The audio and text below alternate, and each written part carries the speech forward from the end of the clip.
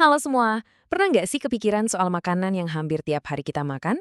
Dari roti buat sarapan sampai nasi buat makan malam.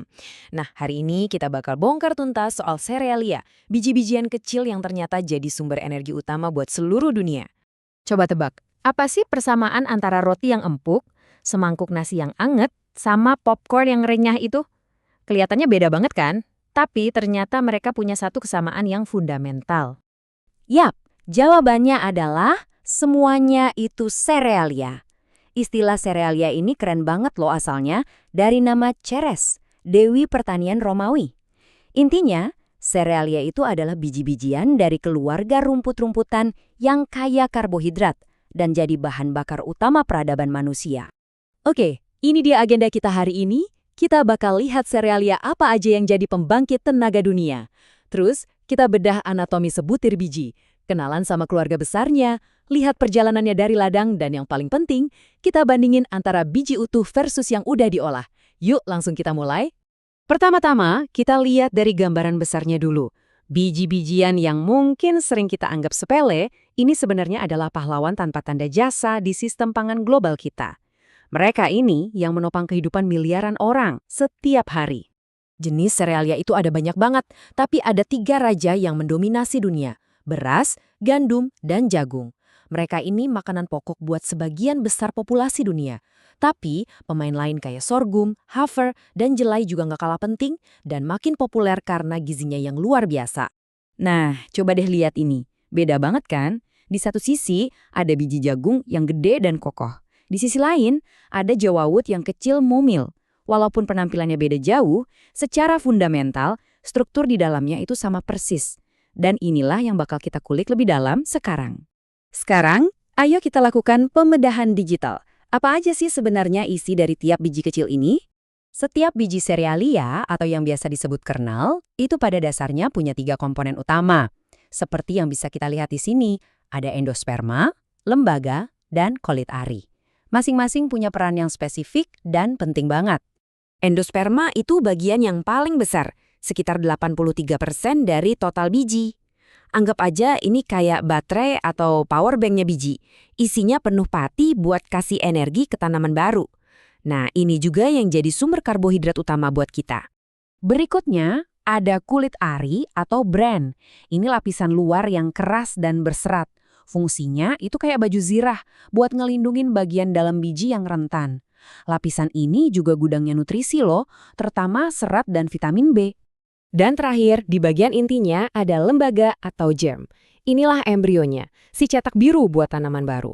Walaupun ukurannya paling kecil, bagian ini adalah pusat nutrisinya. Isinya padat banget sama lemak sehat, vitamin, dan protein. Oke, kita udah tahu anatominya. Sekarang, mari kita lihat gimana sih 3 bagian ini ngebentuk karakteristik unik dari serealia yang paling populer di dunia. Kita mulai dari beras. Pernah nggak kamu mikir, kenapa sih ada nasi yang perak dan ada yang pulen? Kuncinya ada di dalam endosperma, yaitu di rasio 2 jenis pati, amilosa dan amilopektin. Gampangnya gini, amilosa bikin nasi jadi misah-misah, sementara amilopektin bikin lengket.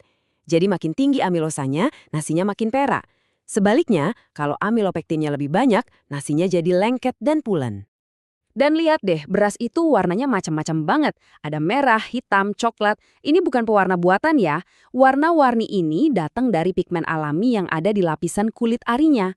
Artinya, kalau kamu makan beras yang berwarna, sebenarnya kamu lagi makan beras utuh yang nutrisinya masih komplit.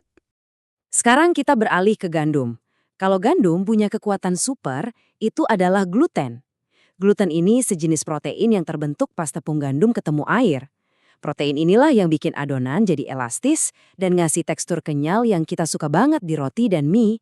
Tapi nggak semua gandum itu sama. Kuncinya, seperti yang bisa kita lihat di grafik ini, ada di kandungan proteinnya.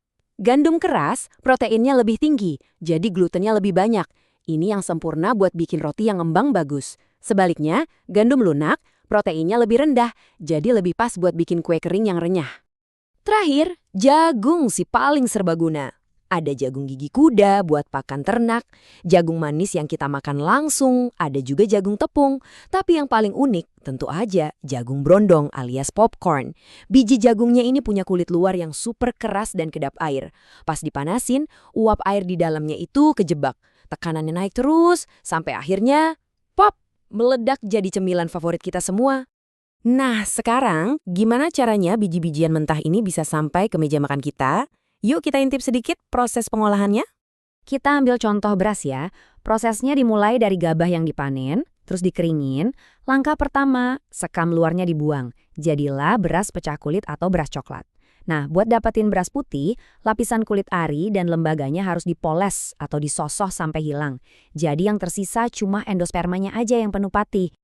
Proses penyosohan inilah yang membawa kita ke salah satu perbandingan paling penting dalam dunia nutrisi. Apa sih bedanya makan biji-bijian utuh sama yang udah diolah atau digiling?